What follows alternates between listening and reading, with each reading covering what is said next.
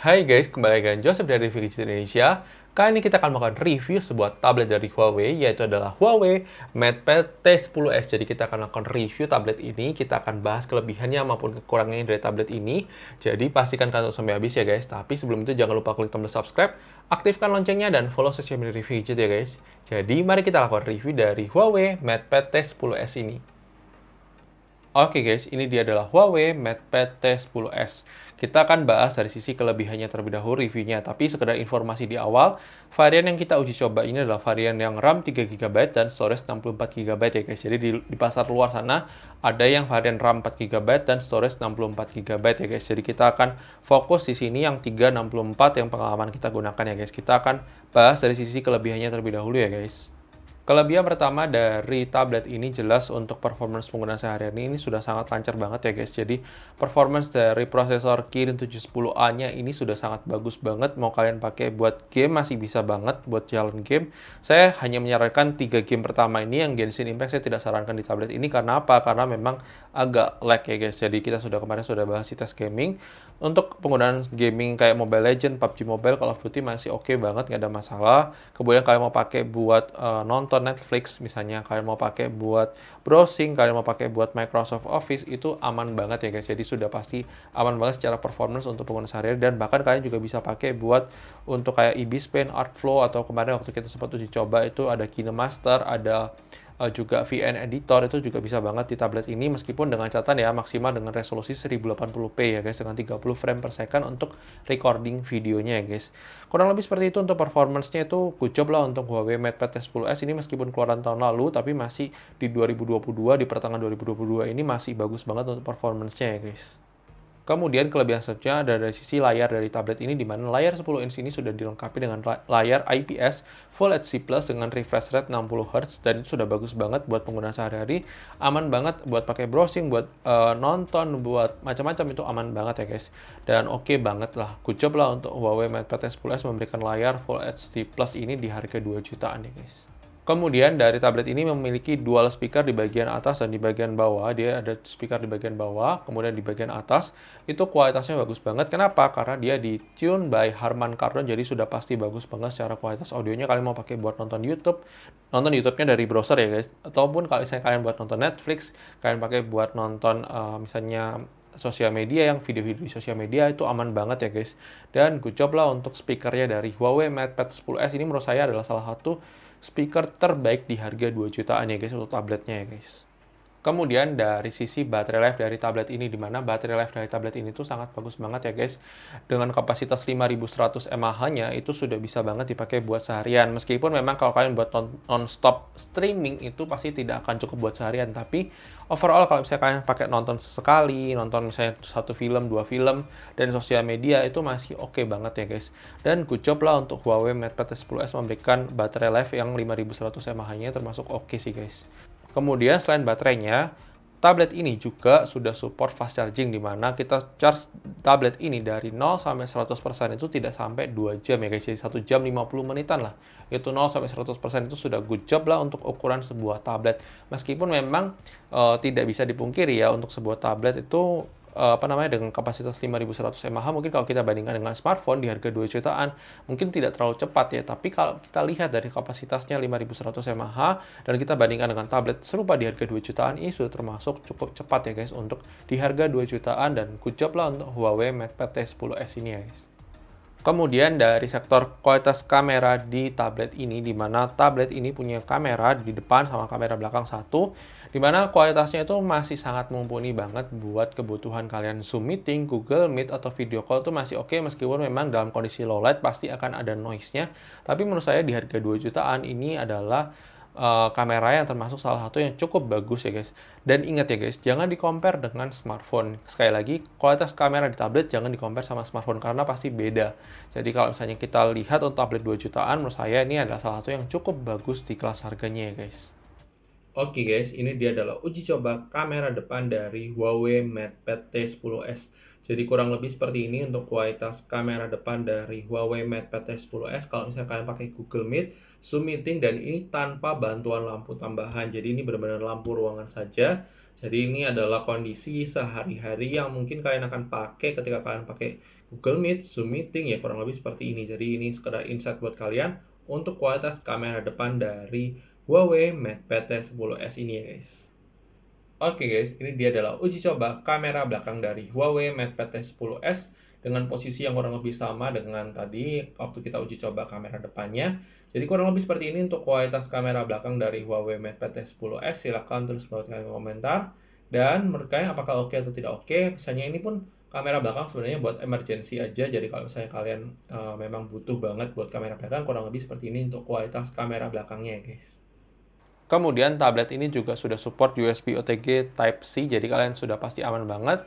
Dan sudah ada port jack 3,5 mm, kemudian juga tablet ini punya desain dan build quality yang menurut saya solid banget di harga 2 jutaan dan menurut saya worth it lah guys untuk kelebihan dari Huawei MatePad T10s ini.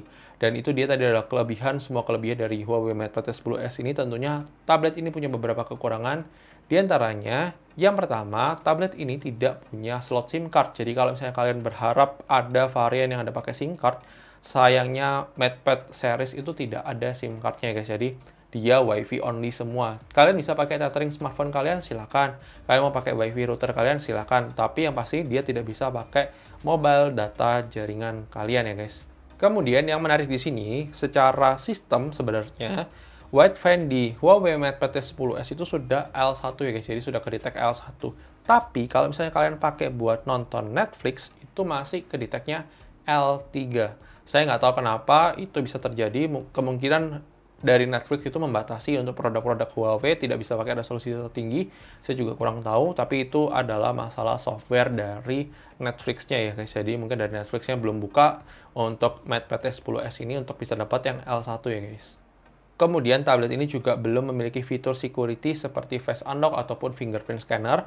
Harusnya minimal ada face unlock-nya, cuma kalau kita tadi coba cari-cari, kita waktu sebelum review ini kita sudah coba cari-cari, itu nggak ketemu guys. Jadi kemungkinan di software yang terbaru, terupdate hingga bulan Juni, itu masih belum ada ya guys. Jadi belum ada untuk face unlock-nya, kemudian belum ada fingerprint-nya. Saya nggak tahu nanti kalau nanti setelah video ini tayang, kemudian nanti ada update-nya, bisa ada ya syukur, tapi kalau memang waktu kita buat video review ini tidak ada ya guys. Jadi itu kita perlu kasih tahu dulu terlebih dahulu ya guys.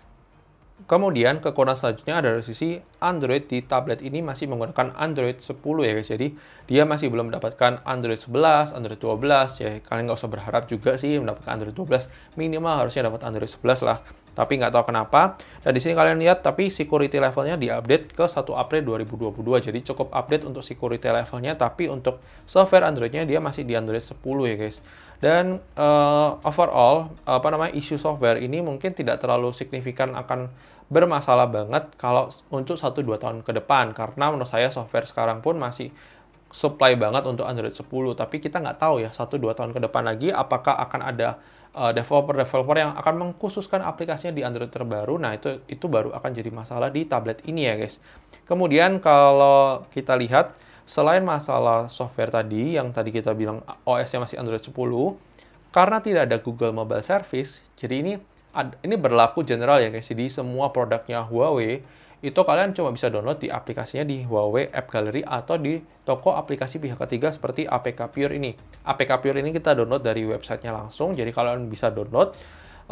Dan itu akan menyebabkan setiap kali update kalian download aplikasi, kayak misalnya contohnya nih, Instagram, Twitter itu tidak tersedia di App Gallery. Kalian harus download APK-nya tersendiri dari misalnya Petal Search atau APK Pure ini. Dan itu setiap kali kalian update, itu kalian update-nya itu ngulang guys. Jadi download ulang, kalau kalian pakai aplikasi toko pihak ketiga ya, karena nggak ada di Huawei App Gallery, itu akan ngulang dan itu sangat mengesalkan sih sebenarnya. Apalagi kalau misalnya kalian download kayak game Genshin Impact, kalian ngulang lagi 14 GB lagi, itu akan sangat capek ya guys. Jadi di toko Huawei App Gallery kalau game itu Mobile Legends, PUBG Mobile ada, tapi Call of Duty sama Genshin Impact kita harus download dari APK Pure atau toko aplikasi pihak ketiga yang lainnya ya guys. Jadi kalau itu setiap kali update akan ngulang, dan aplikasi yang di App Gallery itu tidak selalu update ya guys. Jadi misalnya di App Gallery, contohnya kemarin kita download aplikasi Zoom dari aplikasi App Gallery, itu ketika kita download, kita install, kita begitu install, kita ada toko lain, itu sudah ada versi terbarunya ya. Tapi di App Gallery tidak ada update terbarunya, dan itu sangat disayangkan banget ya guys. Kemudian mungkin ini akan jadi pertanyaan tersendiri buat kalian yang suka pakai Zoom buat meeting ataupun misalnya sekolah online. Zoom di tablet ini tidak support virtual background ya guys. Jadi sampai saat ini untuk Android di bawah harga tablet 4 juta itu tidak ada yang support virtual background ya guys. Jadi sekedar tambahan juga. Dan mungkin bagi kalian yang tanya untuk GPS-nya gimana, di sini ada Petal Maps, ada Here We Go, itu adalah pengganti Google Map.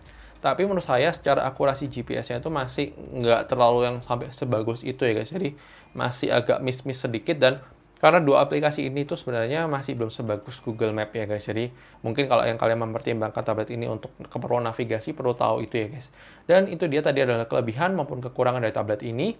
Kita akan masuk ke closing untuk menyimpulkan apakah tablet ini worth it atau tidak untuk kalian beli ya guys. Oke guys, thank you sudah nonton video ini. Menurut kalian kualitas review dari Huawei MatePad T10s ini, apakah sudah sesuai ekspektasi kalian atau tidak sesuai ekspektasi kalian? Silahkan tulis perhatian komentar.